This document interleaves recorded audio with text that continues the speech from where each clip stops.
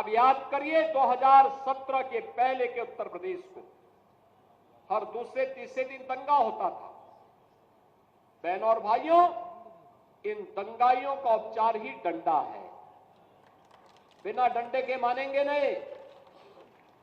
आप देख रहे होंगे बंगाल जल रहा है, वहां की मुख्यमंत्री चुप है, दंगाइयों को शांति दूत कहती है। अरे लातों के भूत बातों से कहां मानने वाले हैं।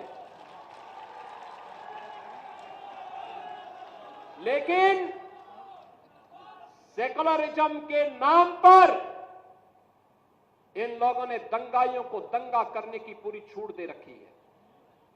पूरा मुर्शिदाबाद पिछले एक सप्ताह से चल रहा है, सरकार मौन है।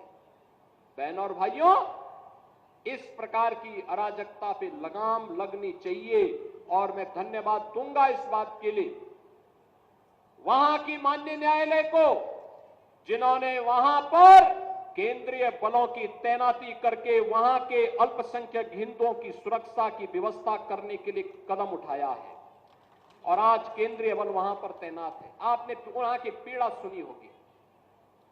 सब लोग मौन है। कांग्रेस मौन है मुर्शिदाबाद के दंगों पर, कांग्रेस मौन है, समाजवादी पार्टी मौन है, टीएमसी मौन है। वे धमकी पे धमकी दिए जा रहे हैं, समर्थन कर रहे हैं। बांग्लादेश के अंदर जो हुआ था उसका समर्थन कर रहे हैं बड़ी बेशर्मी के साथ।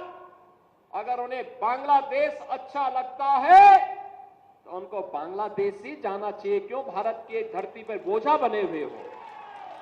क्यों भारत की धरती पे बोझा बने हुए हो?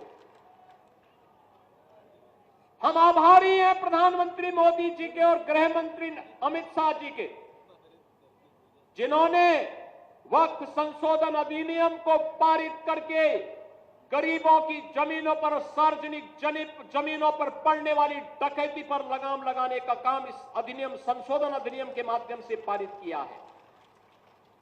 अब ये जमीन जो वापस आएगी, बहनों और भाइयों, इसमें हॉस्पिटल बनेंगे, इनमें गरीबों के लिए मकान बनेंगे, हाई राइज बिल्डिंग बनेगी, यहां पर स्कूल बनेंगे, विश्वविद्यालय बनेंगे, निवेश के लिए लैंड बैंक बनेगा। लेकिन किसी को जमीन पर कब्जा करके गुंडागिर्दी करने की छूट अब नहीं मिलेगी। इसलिए लोग परेशान हैं, क्योंकि जमीन के नाम पर जो लूट थी वह रुकने वाली है और उसलिए इन लोगों को परेशानी है। परेशानी इस बात को लेकर के कि अब गुर्गे खाली हो जाएंगे। तो पहले जो जनता को लूटते थे, इनको अब भय है कि इनके द्वारा पाले गए गुर्गे कहीं भस्मासुर हुए तो कहीं अब इन्हीं को न लूटने लग जाएं।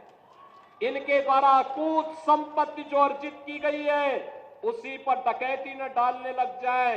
इसलिए उस भय के कारण ये वक्फ के नाम पर जनता को बेवकूफ बनाने का काम कर रहे हैं, जनता की आंखों में धूल झोंकने का काम कर रहे हैं, गुमराह करने का काम कर रहे हैं।